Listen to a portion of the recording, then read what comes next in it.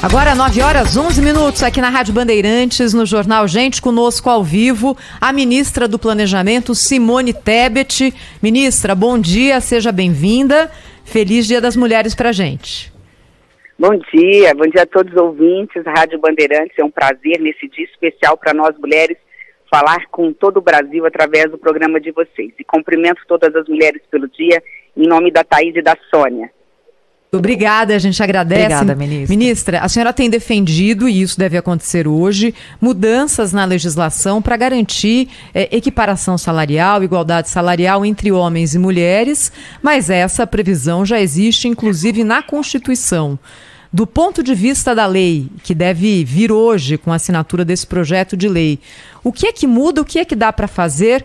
Como é que uma lei pode ter interferência de fato nessa questão, já que todas as pesquisas hoje mostram que a diferença tem diminuído, mas que ainda homens ganham mais que mulheres?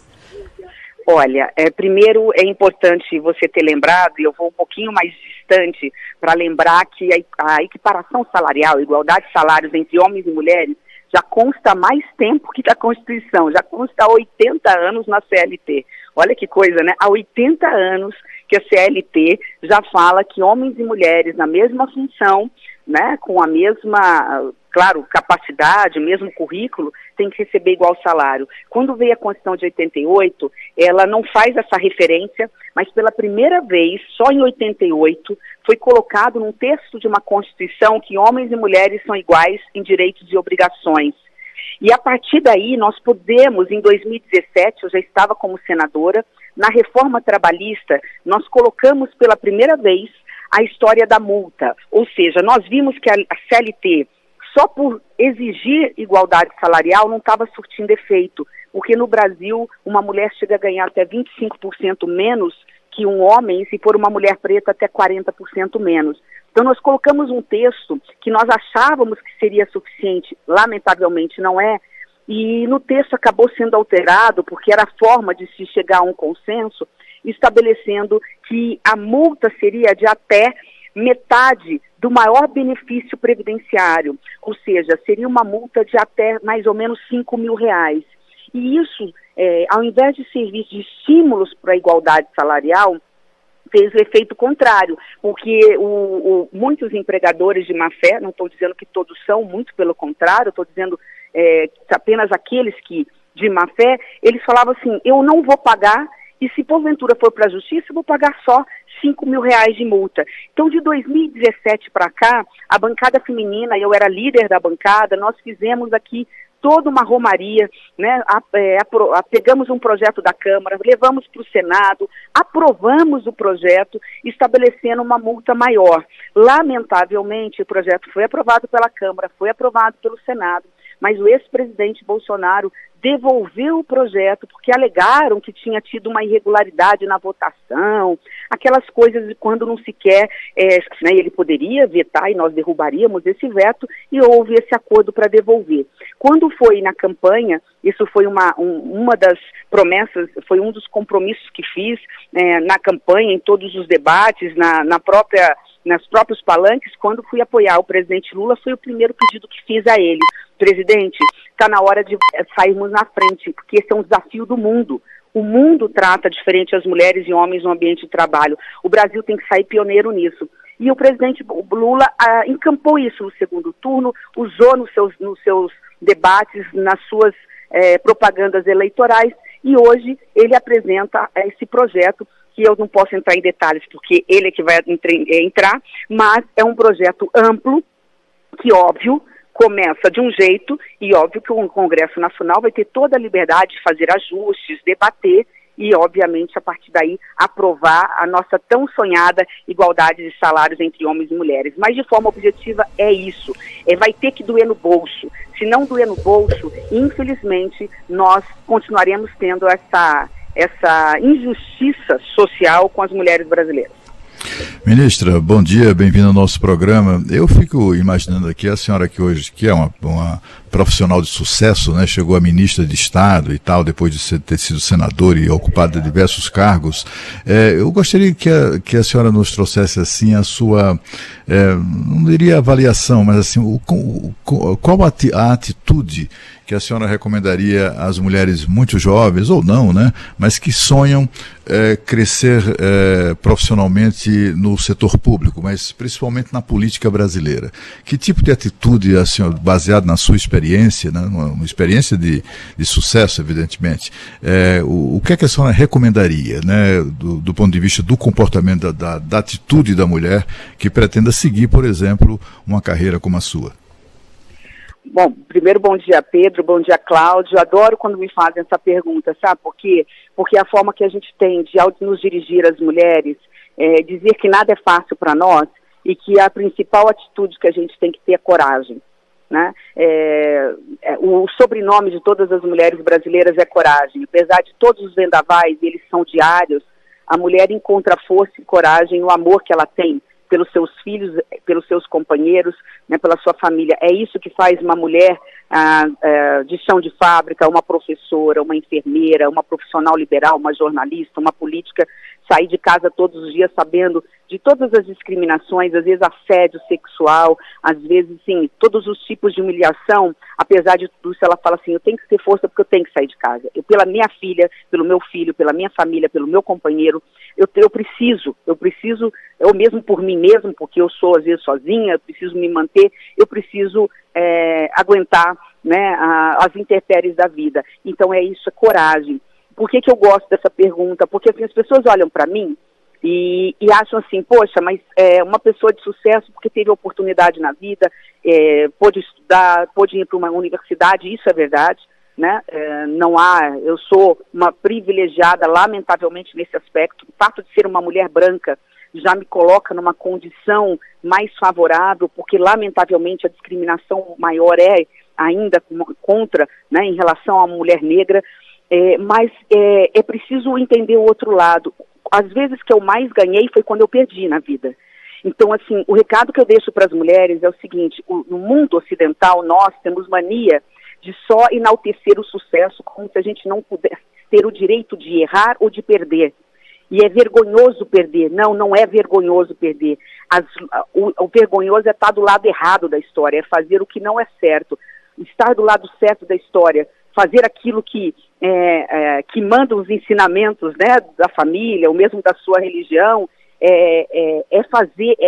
já é por si só, né, um sucesso. Às vezes, repito, o que eu mais ganhei foi quando eu perdi. Eu dou um exemplo que não vou nem dizer aqui o exemplo de ter perdido a eleição e ficado em terceiro lugar na eleição para presidente da República. Quando eu disputei a presidência do Senado, eu sabia que ia perder, a gente sabia que tinha um orçamento secreto, que fazia toda a diferença do outro lado, mas isso exigiu que o presidente do Senado, que é meu particular amigo, e tivemos uma disputa muito saudável, se comprometesse a criar a liderança da bancada feminina.